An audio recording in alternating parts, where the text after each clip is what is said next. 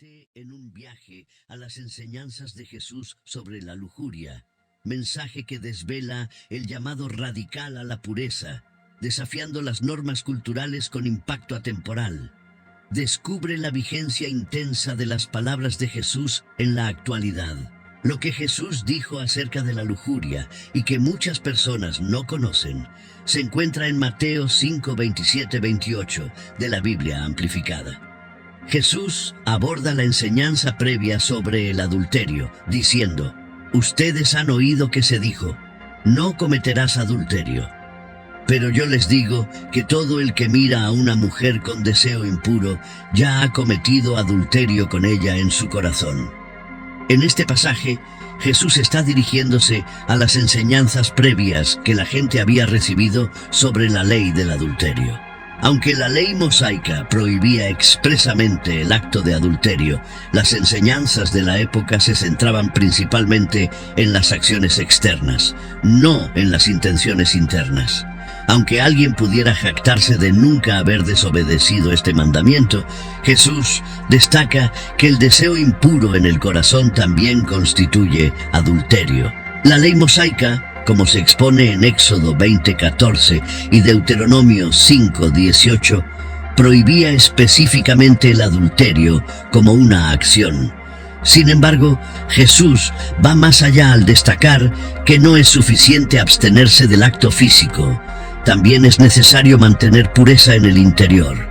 Incluso aquellos que aparentan cumplir exteriormente con la ley pueden tener pensamientos impuros, lo cual Jesús equipara a cometer adulterio en el corazón. Jesús advierte que el pecado no se limita a las acciones externas, sino que también involucra los pensamientos y deseos internos. No basta con abstenerse del acto físico de adulterio. Es igualmente crucial mantener pureza en el corazón y la mente. Stanley Jones resalta la importancia de este pasaje al señalar que alimentar pensamientos pecaminosos eventualmente puede llevar a la acción. Finalmente, Jesús expone que la raíz del deseo sexual se encuentra en la mirada, al decir cualquiera que mire a una mujer. Esto concuerda con la declaración bíblica y la experiencia de vida. Job 31:1 menciona el pacto de Job con sus ojos, destacando la importancia de controlar las miradas y pensamientos. Jesús subraya que el adulterio no se limita a las acciones físicas, sino que puede ocurrir en el corazón y la mente, y esto también está prohibido por el mandamiento contra el adulterio. En el día a día, es digno de reconocimiento que algunas personas se abstengan de participar en el acto explícitamente sexual del adulterio. No obstante, el hecho de que sus mentes estén ocupadas con tales pensamientos es sumamente problemático. Este principio no se aplica únicamente a los hombres que miran a las mujeres, sino a prácticamente cualquier cosa que podamos codiciar con la mirada y la mente. Estas son las palabras más penetrantes sobre la impureza que se hayan expresado. Morgan comenta que el adulterio en el corazón, debido a que Jesús lo considera un pecado, nos permite deducir que lo que pensamos y permitimos que descanse en nuestros corazones es resultado de las elecciones que hacemos. Aunque es posible que no podamos controlar pensamientos o sentimientos pasajeros, ciertamente decidimos dónde descansarán nuestro corazón y mente. Un conocido comentarista bíblico afirmó que la imaginación es un don divino, pero si se alimenta de impurezas a través de la vista, se contaminará. Todo pecado, y en especial el pecado sexual, comienza con la imaginación. Por lo tanto, lo que alimenta la imaginación es de máxima importancia en la búsqueda de la justicia del reino. Un ejemplo de alguien que disciplinó sus ojos fue Job. El libro de Job es notable en muchos aspectos, y una de sus cualidades más entrañables es que ilustra cómo un hombre puede ser muy humano y extremadamente celestial al mismo tiempo. Job 31:1. Es crucial distinguir entre la tentación y el pecado en sí mismo. La mirada no debe ser ocasional, sino persistente, y el deseo no debe ser involuntario o momentáneo, sino cultivado con anhelo. A pesar de las tentaciones, Jesús resistió y no cedió al pecado. Su capacidad para ver a las mujeres como más que simples objetos para su satisfacción sexual se debió al poderoso amor puro, expulsando cualquier deseo impuro. Cada mujer era considerada como una hija, una hermana o una prometida, un objeto sagrado de respeto tierno. La forma en que nos conducimos en la lucha contra el pecado es crucial. Jesús advierte drásticamente: si tu ojo derecho te hace pecar, arráncalo y échalo de ti. Porque es mejor que uno de tus miembros perezca, y no que todo tu cuerpo sea arrojado al infierno. Y si tu mano derecha te hace pecar, córtala y échala de ti, porque es mejor que uno de tus miembros perezca, y no que todo tu cuerpo sea arrojado al infierno. Mateo 5:29-30. Arrancarlo. Aquí Jesús utiliza una figura retórica y no habló de manera literal. La mutilación no cumplirá el propósito. Podría prevenir el acto externo, pero no extinguirá el deseo, según Bruce. Según lo que leemos, sería mejor para ti que solo uno de tus miembros expirara en lugar de que todo tu cuerpo fuera arrojado al infierno. Jesús no hizo más que enfatizar la idea de que, para ser obedientes, debemos estar dispuestos a sacrificar. Si permitimos que el pecado controle una parte de nuestras vidas, debemos ser capaces de conciliar. ¿Por qué sería mejor que esa parte de nuestras vidas muera en lugar de que se nos juzgue culpables en su totalidad? Esta es la única cosa a la que la mayoría de las personas dudan en hacer, y como resultado, continúan viviendo sus vidas enredadas en el pecado, o nunca llegan a conocer a Jesús. Nunca van más allá de un vago deseo de ser mejores. La salvación de nuestras almas es preferible antes que todas las cosas, aunque sean tan queridas y preciosas para nosotros. Si la discreción común de los hombres les enseña a cortar un miembro particular para preservar el cuerpo completo, mucho más les enseñará a renunciar a cualquier cosa que perjudique la salvación de sus almas. No es de extrañar que Pablo exhorte a los creyentes a huir de la inmoralidad sexual. 1 Corintios 6:18. Huir de la inmoralidad sexual en cualquier forma, ya sea en pensamiento o comportamiento, ya sea visual o escrito, es esencial. Todo otro pecado que comete un hombre está fuera del cuerpo, pero el que es inmoral peca contra su propio cuerpo. Efesios 5:3. La inmoralidad sexual y toda impureza moral, comportamiento indecente u avaricia, no deben ser ni siquiera insinuados entre ustedes, como es apropiado entre los santos. Porque como creyentes, nuestra forma de vida, ya sea en público o en privado, refleja la validez de nuestra fe. 1 de Tesalonicenses 4:3. El mensaje más famoso de Jesús, el Sermón del Monte, se centró en los corazones de sus oyentes. Dirigió su mensaje a sus discípulos como audiencia y procedió a predicar lo que ahora llamamos las bienaventuranzas. Llamó a sus seguidores a ser diferentes, a ver el mundo desde la perspectiva de Dios, a relacionarse con las personas de manera sobrenatural.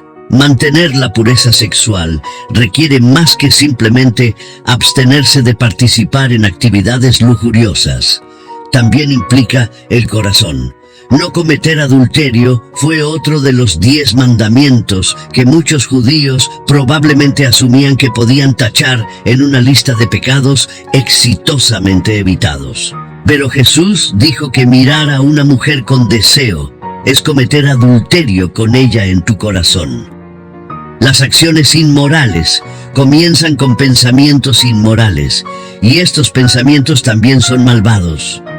No se puede abordar el pecado solo tratando las acciones externas. El versículo ilustra vivamente el tipo de pecado que Jesús instó a sus seguidores a evitar, y en la cultura actual presenta un obstáculo significativo para la búsqueda de la pureza moral. Jesús desea que sus discípulos tengan un compromiso tan profundo con la pureza moral que estén dispuestos a eliminar cualquier cosa en sus vidas que los tiente al pecado. No está pidiendo una mutilación física, ya que el pecado es un asunto del corazón, no simplemente de los ojos y las manos. En cambio, está llamando a un enfoque radical para evitar el pecado. En Mateo 5, 27, 28, la Biblia dice: habéis oído que se dijo, no cometerás adulterio, pero yo os digo que todo el que siquiera mira a una mujer con lujuria por ella, ya cometió adulterio con ella en su corazón. Los maestros de la época enseñaban a sus alumnos que el acto de adulterio en sí mismo era un acto de inmoralidad. Sin embargo, la legislación solo se aplicaba a las acciones cometidas y no a las intenciones.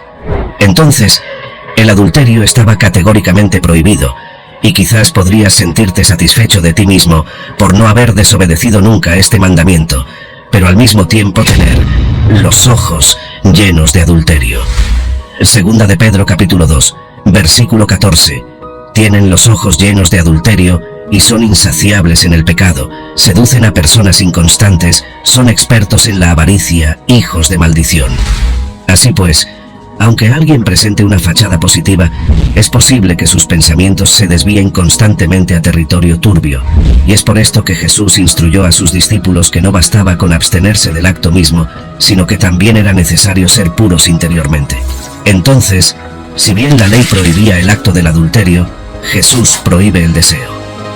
Y el misionero cristiano Stanley Jones captó la importancia de ese versículo cuando escribió: si piensas o actúas adúltero, no satisfaces el impulso sexual, sino que echas aceite al fuego para apagarlo. El pecado comienza en la mente, y si continuamos alimentando ese pensamiento pecaminoso, eventualmente actuaremos. En consecuencia, Jesús añade que es posible cometer adulterio o asesinato en nuestros corazones y nuestra mente, y que esto también es una forma de pecado, y que está prohibido por el mandamiento contra el adulterio. Job capítulo 31 versículo 1. Yo había convenido con mis ojos no mirar con lujuria a ninguna mujer. Algunas personas solo se abstienen de cometer adulterio porque les avergüenza la posibilidad de ser descubiertos, pero en el fondo lo hacen a diario. Les honra abstenerse de participar en el acto sexualmente explícito de adulterio. Sin embargo, el hecho de que sus mentes estén preocupadas con tales pensamientos es extremadamente problemático.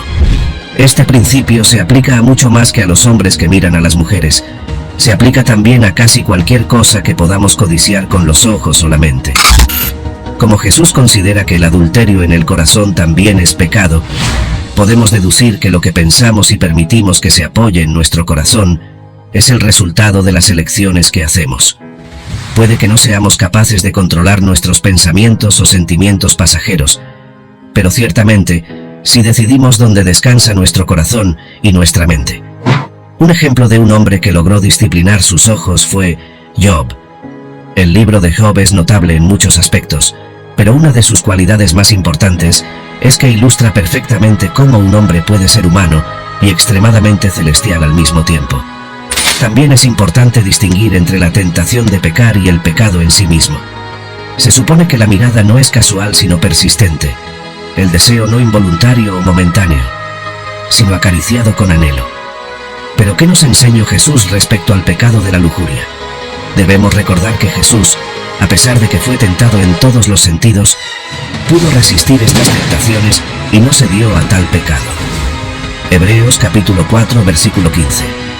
Porque no tenemos un sumo sacerdote incapaz de compadecerse de nuestras debilidades, sino uno que ha sido tentado en todo, de la misma manera que nosotros. Aunque sin pecado, él era capaz de ver a las mujeres como algo más que cosas para su satisfacción sexual. Fue tentado en todo como nosotros, pero el deseo fue expulsado por el poderoso poder de un amor puro. Para él cada mujer era una hija, una hermana o una prometida, un objeto sagrado de tierno respeto. Pero ¿cómo debemos comportarnos ante el pecado? Mateo, capítulo 5, versículo 29-30. Si tu ojo derecho te hace pecar, sácatelo y échalo de ti, porque te es más provechoso que perezca uno de tus miembros, que todo tu cuerpo sea arrojado al infierno. Y si tu mano derecha te causa pecado, córtala y échala de ti, porque te es más Recuerda que esto es un pecado grave que Dios no tolerará en el reino de los cielos. Así que si no sigues estos pasos, no podrás avanzar y te quedarás estancado en esa situación de pecador severo. ¿Qué tal si te dijéramos que siguiendo nuestros consejos, podrás experimentar cómo estos deseos de lujuria desaparecen? Así es, desaparecerán. Estamos aquí para guiarte en este viaje de autodisciplina y crecimiento espiritual. A lo largo de los siglos, la lujuria ha sido un desafío para muchas personas. Pero no te preocupes, porque hoy te revelaremos consejos y estrategias basadas en la sabiduría de la Biblia, que te ayudarán a superar este desafío y encontrar la paz interior que tanto anhelas.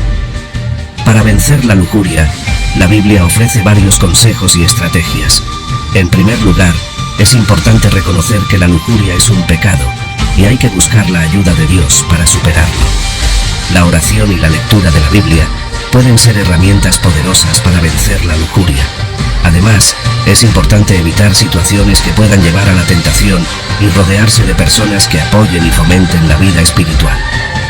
Permíteme sugerir 6 pasajes de la Santa Escritura que pueden ayudar a combatir la lujuria y la tentación de la inmoralidad sexual. Con estos mismos, vas a reflexionar y darte de todo en lo que estás fallando para salir del pecado. 1. Lamentaciones 3, 25, 27. Bueno es el Señor para los que en Él esperan, para el alma que lo busca. Bueno es esperar en silencio la salvación del Señor. Bueno es para el hombre llevar el yugo en su juventud. Este es un versículo para los solteros. Y es cierto, este pasaje no está hablando de la espera de un cónyuge. Se trata de esperar al Señor. Pero ese es el punto. El Señor es bueno para los que esperan en Él. Él sabe lo que necesitas.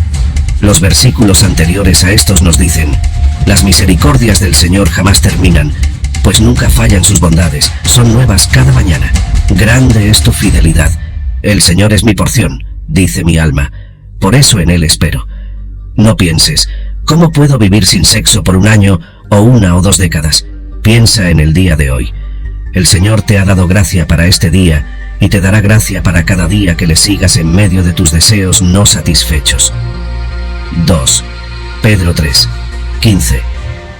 Santifiquen a Cristo como Señor en sus corazones, estando siempre preparados para presentar defensa ante todo el que les demande razón de la esperanza que hay en ustedes. Antes de mirar de nuevo, o antes de vestirte para que los demás te vean, piensa: ¿esto me ayudará más a hablar con alguien acerca de Jesús? La sensualidad embota los sentidos espirituales y nos hace testigos menos valientes y eficaces para Cristo. 3. Mateo 5, 8. Bienaventurados los de limpio corazón, pues ellos verán a Dios. Este ha sido uno de los versículos más útiles en la lucha contra la lujuria y la tentación de la inmoralidad sexual. Tenemos que luchar contra el deseo con el deseo. Satanás nos tienta sosteniendo algo que va a ser agradable para nosotros. No somos tentados a atiborrarse con un plato desagradable que no implica la promesa de un gran placer, pero el sexo, la pornografía y una segunda mirada sí implica eso. La Biblia nos da muchas armas para luchar contra la tentación. Podemos decir que es malo, que es pecaminoso, que dará lugar a cosas malas, que no es lo que debo hacer como cristiano. Todo eso es útil, pero la única arma que rara vez utilizamos es otro placer. Tenemos que luchar contra el placer fugaz del pecado sexual con el placer mucho más grande y perdurable de conocer a Dios. La lucha por la pureza sexual es la batalla de la fe. Puede sonar como nada más que trabajo duro y un rechinar de dientes, todo lo contrario de la fe. Pero la fe está en el corazón de esta lucha. ¿Creemos que la visión de Dios es mejor que una visión de un pedazo de piel? ¿Creemos que la misericordia de Dios es mejor que la vida?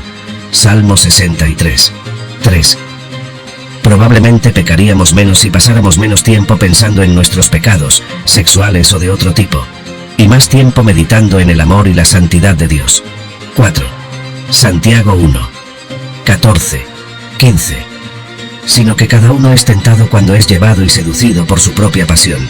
Después, cuando la pasión ha concebido, da a luz el pecado, y cuando el pecado es consumado, engendra la muerte. Este pasaje nos ayuda a entender cómo trabaja la tentación y nos recuerda que sentirse tentado no es necesariamente lo mismo que pecar. La tentación nos atrae a hacer lo que no debemos hacer. Eso no es pecado. Cuando se alimenta el deseo, este concibe y da a luz el pecado. Entonces el pecado crece, madura y conduce a la muerte. 5. 2 Corintios 5, 17. De modo que si alguno está en Cristo, nueva criatura es. Las cosas viejas pasaron, ahora han sido hechas nuevas. El liberalismo cultural dice, solo sé tú mismo. La autoayuda dice, puedes encontrar un mejor tú si solo cavas lo suficientemente profundo. El moralismo dice, sé una mejor persona. La Biblia dice, tú eres una persona nueva por la gracia de Dios, ahora vive como tal. Sé quién verdaderamente eres, es la motivación del Evangelio para la santidad. 6. Efesios 1, 19, 21. ¿Y cuál es la extraordinaria grandeza de su poder para con nosotros los que creemos, conforme a la eficacia de la fuerza de su poder? Ese poder obró en Cristo cuando lo resucitó de entre los muertos y lo sentó a su diestra en los lugares celestiales, muy por encima de todo principado, autoridad, poder, dominio y de todo nombre que se nombra, no solo en este siglo sino también en el venidero. El gran poder que creó al mundo y nos salvó, y resucitó a Jesús de entre los muertos, ese mismo poder ahora es Él, obra en ti. Debemos creer que Dios es más fuerte que la tentación sexual, que el pecado y que la adicción. Si crees que Dios trajo un muerto de nuevo a la vida, debes creer que puedes cambiar. Generalmente no de la noche a la mañana, sino de un grado de gloria a otro. Ejercita tu salvación del pecado sexual con temor y temblor, porque el poder de Dios ya está obrando dentro de ti. Nadie nunca será perfecto, ni tampoco alcanzará la impecabilidad mientras viva todavía en esta tierra. Sin embargo, sigue siendo un objetivo para el cual nos esforzamos. La Biblia hace una declaración fuerte al respecto en Tesalonicenses 4, 7, 8. Pues no nos ha llamado Dios a inmundicia, sino a santificación. Así que, el que desecha esto, no desecha al hombre, sino a Dios, que también nos dio su Espíritu Santo. Si la lujuria no ha tomado control aún de tu corazón y mente, prepárate mediante una vida intachable para combatir las tentaciones de la lujuria. Si actualmente luchas con la lujuria, es hora de confesar tu pecado a Dios y pedir su intervención en tu vida, para que la santidad pueda ser una marca de tu vida también. La lujuria es un deseo sexual descontrolado y desenfrenado que puede afectar nuestra vida y nuestras relaciones de manera negativa. Mientras que el diablo es un formidable adversario, no es el único enemigo al que uno se enfrenta. Sus capacidades, tal como se describen en la historia de Job, están de hecho limitadas. El diablo opera dentro de los límites establecidos por Dios, lo que significa que su influencia sobre los individuos no es absoluta. Sin embargo, existe otro enemigo más insidioso: la lujuria. La Biblia presenta estrategias distintas para enfrentar a estos dos adversarios. Por ejemplo, Santiago 4:7 instruye a los creyentes a resistir al diablo mediante la sumisión a Dios, asegurando que el diablo huirá de ellos. En contraste, el enfoque hacia la lujuria es completamente diferente.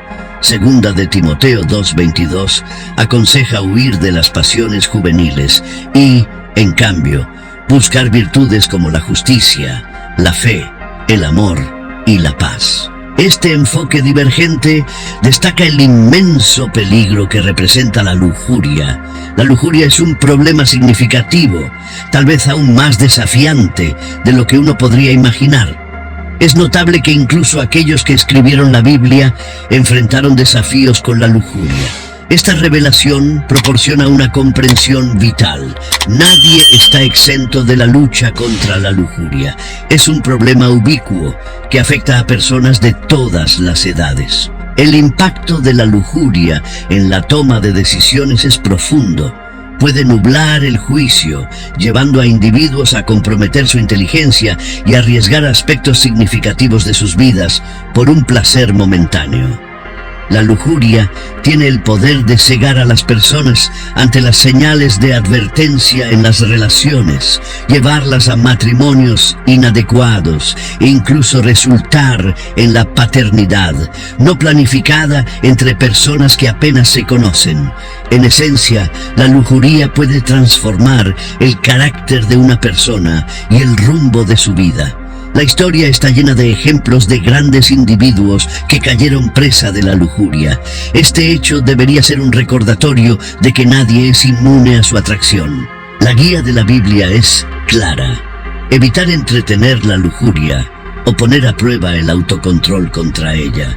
En cambio, se debe huir activamente de ella. Las decisiones tomadas bajo la influencia de la lujuria pueden tener consecuencias que alteran la vida. Su tentación única, diferente a cualquier otra, impulsa a las personas hacia elecciones con repercusiones severas. Reconocer y respetar el potencial de la lujuria es esencial para navegar eficazmente sus desafíos. La lujuria es un problema significativo, mucho mayor de lo que uno podría imaginar. Es un problema al que incluso los hombres que escribieron la Biblia lucharon. Este hecho es crucial de entender. Demuestra que ninguno de nosotros, sin importar la edad, está exento del problema de la lujuria. Todos debemos enfrentar y seguir abordando este desafío a lo largo de nuestras vidas. Cuando era más joven, tenía la idea equivocada de que como adulto ya no tendría que lidiar con la lujuria. Creía que de alguna manera la superaría. Sin embargo, a medida que envejecí, me casé, tuve hijos e incluso celebré mis 50 cumpleaños, me di cuenta de que la lujuria seguía siendo algo contra lo que tenía que luchar. No te engañes pensando que estás por encima de la lujuria, amigo mío, especialmente mientras estás en este cuerpo carnal. Es algo contra lo que tendrás que librar una guerra continuamente. Considera a David un individuo extraordinario desde joven. Mientras otros jugaban, David enfrentaba leones y osos.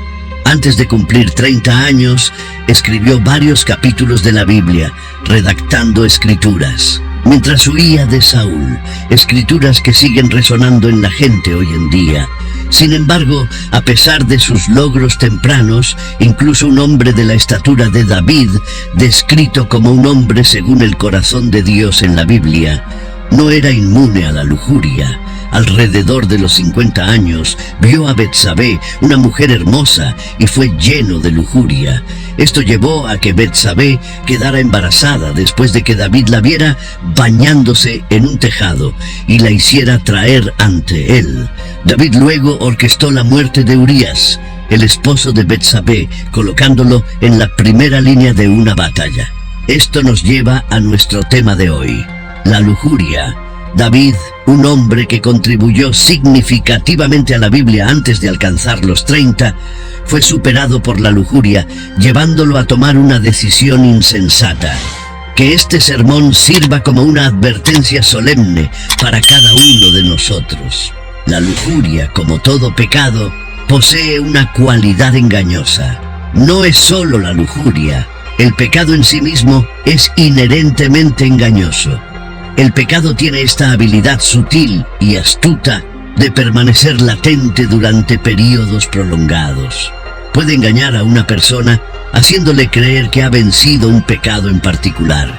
De hecho, pueden pasar años, incluso décadas, dando la ilusión de victoria sobre este pecado. Pero en verdad, el pecado no ha desaparecido, está esperando. El pecado exhibe una naturaleza paciente, esperando el momento adecuado para que se alineen las circunstancias correctas. Esta es la verdadera decepción del pecado.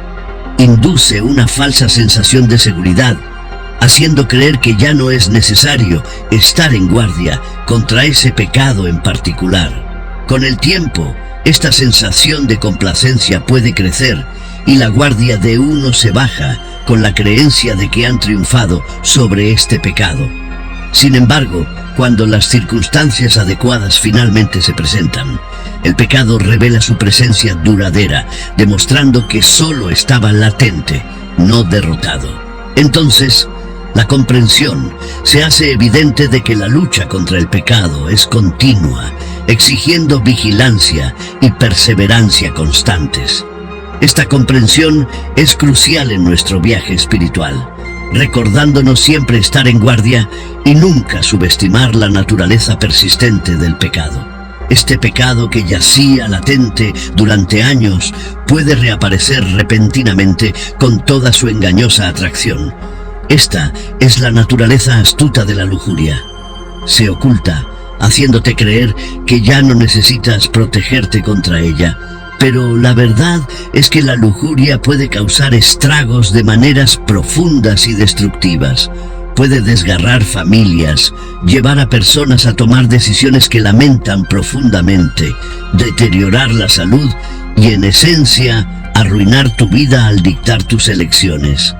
A lo largo de décadas de ministerio, he sido testigo de primera mano de cómo la lujuria puede devastar vidas, destruir hogares y desmantelar matrimonios. He visto cómo altera por completo el curso de la vida de las personas. Sin control, la lujuria tiene el poder de arrastrar a una persona por un camino que nunca pretendió tomar. Se despiertan un día preguntándose cómo terminaron en un lugar tan desolado. He visto cómo la lujuria une a dos personas que se desprecian, obligándolas a criar a un hijo juntas. He visto cómo lleva a individuos al altar diciendo, sí, acepto, mientras ignoran banderas rojas evidentes.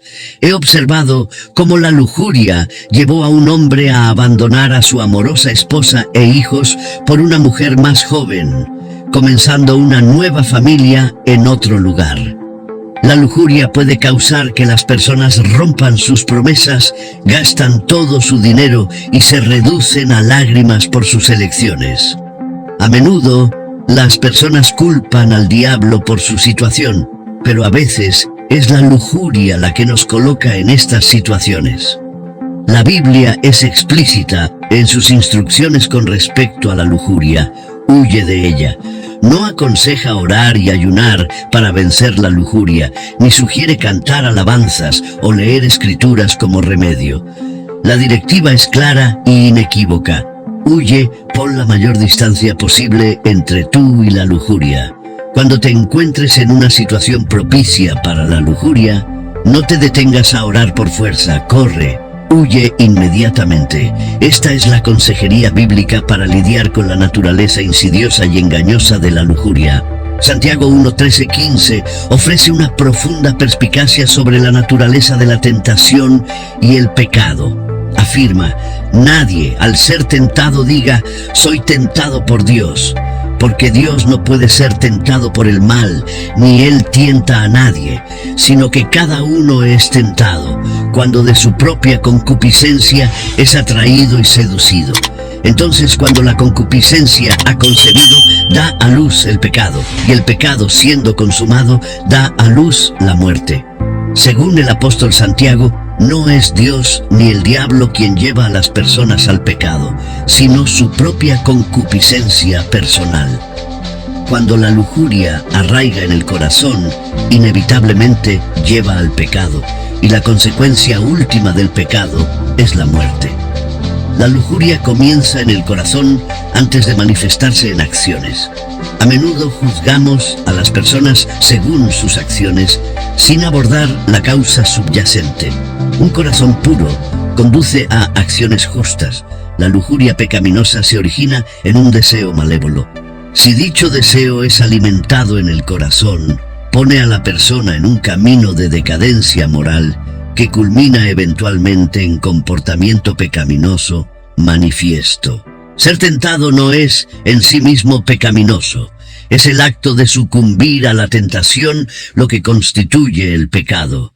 Uno no es pecador simplemente por ser tentado, sino que se convierte en pecador al ceder a la tentación. La tentación es una experiencia universal. Nadie está exento, como dice 1 Corintios 10:12-13. Así que el que piensa que está firme, mire que no caiga.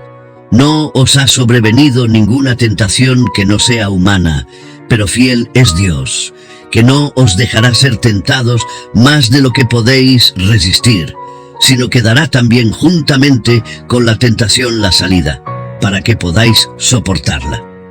Esto significa que toda tentación puede superarse. Dios asegura que ninguna tentación excede nuestra capacidad de resistirla y provee una salida para cada uno. Por lo tanto, es nuestra responsabilidad resistir la tentación. Si alguien cae en la tentación, la culpa no puede atribuirse a otra persona. Cada individuo debe cargar con la responsabilidad de sus acciones frente a la tentación. La forma en que respondemos a la tentación determina si la superaremos o sucumbiremos a ella. En Mateo 4:1, la Biblia describe cómo Jesús fue llevado por el Espíritu Santo al desierto para ser tentado por el diablo. Es importante entender que ser tentado no es un pecado. El pecado comienza cuando los malos deseos nos alejan del camino recto. Cuando surge un mal deseo en nuestros corazones, no nos controla. Tenemos la elección de albergarlo o rechazarlo, al igual que Jesús hizo. Podemos desestimar esas tentaciones, como se ilustra en Mateo 4:10, donde Jesús ordena a Satanás que se vaya, enfatizando la adoración y el servicio debidos solo a Dios. Siempre poseemos la elección de aceptar o rechazar la tentación. Aunque no podemos evitar que la tentación surja, podemos controlar nuestra respuesta ante ella. Es similar a la idea de que no podemos evitar que un pájaro vuele sobre nosotros, pero podemos evitar que construya un nido en nuestra cabeza. Nuestra responsabilidad radica en decidir si ceder a nuestros deseos o ejercer disciplina sobre nuestra carne. Muchos caen presa de deseos lujuriosos debido a la falta de autocontrol. Por lo tanto, el apóstol Santiago aclara que nadie debería afirmar ser tentado por Dios, ya que Dios no tienta a nadie. Es el diablo quien tienta, buscando llevar a las personas al pecado y alejarlas de la gracia de Dios. Jesús resaltó que la lujuria tiene su origen en el corazón. Las acciones de los fornicarios y adúlteros son simplemente reflejos de la condición de su corazón. Abordar la causa raíz es esencial, ya que no hacerlo solo resultará en la continua aparición del problema. En el Antiguo Testamento, el Señor juzgó a las personas por actos de adulterio, pero Jesús abordó la causa raíz, la lujuria. En Mateo 5:27-28, enseñó que incluso mirar a alguien con intención lujuriosa equivale a cometer adulterio en el corazón. Esta perspectiva cambia el enfoque de simples acciones a las intenciones y deseos del corazón, subrayando la importancia de purificar nuestro ser interior para prevenir acciones pecaminosas. Sin embargo, es importante entender que Jesús no está diciendo que el acto de adulterio y el adulterio en el corazón sean lo mismo. Muchas personas han sido confundidas por este punto, pensando, ya he cometido adulterio en mi corazón, así que podría hacerlo en la práctica. El acto de adulterio es mucho peor que el adulterio en el corazón. El punto de Jesús no es igualar ambos, sino enfatizar que ambos son pecaminosos y violan el mandamiento contra el adulterio. Algunas personas se abstienen del adulterio solo porque temen ser descubiertas, pero cometen adulterio en su corazón todos los días. Es loable abstenerse del acto de adulterio, pero es problemático cuando el corazón está lleno de pensamientos adúlteros, como dijo Jesús. Habéis oído que fue dicho, no cometerás adulterio, pero yo os digo que cualquiera que mira a una mujer para codiciarla, ya adulteró con ella en su corazón. Por lo tanto, tratar con la lujuria en el corazón es clave para erradicar los problemas de fornicación y adulterio. La condición de nuestro corazón es crucial. Las personas nunca estarán libres de actos inmorales hasta que sus corazones estén limpios. Nuestras acciones son simplemente reflejos de lo que está ocurriendo en nuestros corazones. Tus ojos son una puerta de entrada, una puerta que debe ser cuidada y protegida, como dice Job 31:1. Hice pacto con mis ojos. ¿Cómo, pues, había yo de mirar a una virgen?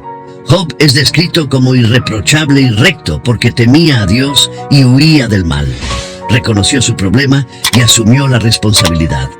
Tus ojos son el primer paso hacia la lujuria, que conduce al pecado, y el pecado conduce a la muerte. Protege tus ojos, amigo mío.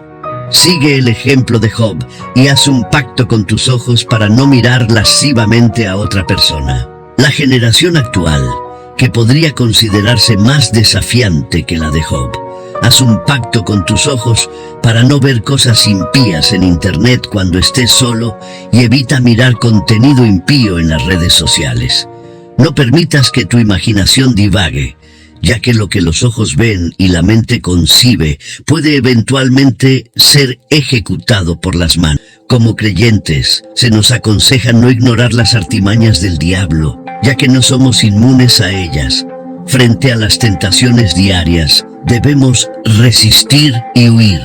Si nos encontramos accidentalmente con contenido impío, debemos cerrarlo inmediatamente y no regresar a él.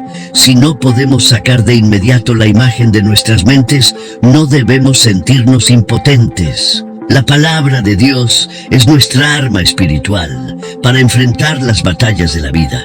Por lo tanto, confiesa la palabra de Dios y busca activamente ayuda de fuentes apropiadas. Uno de los errores más graves que cometió David, que condujo a otros pecados serios, fue el adulterio. Después de ver a Betsabé, debería haberse marchado de inmediato y borrado la imagen de su mente. En cambio, eligió cometer adulterio con ella y luego mató a su esposo para encubrir su pecado, por lo cual sufrió las consecuencias. Gálatas 5:16-17 dice: Digo pues, andad en el Espíritu, y no satisfagáis los deseos de la carne, porque el deseo de la carne es contra el Espíritu, y el del Espíritu es contra la carne, y estos se oponen entre sí, para que no hagas lo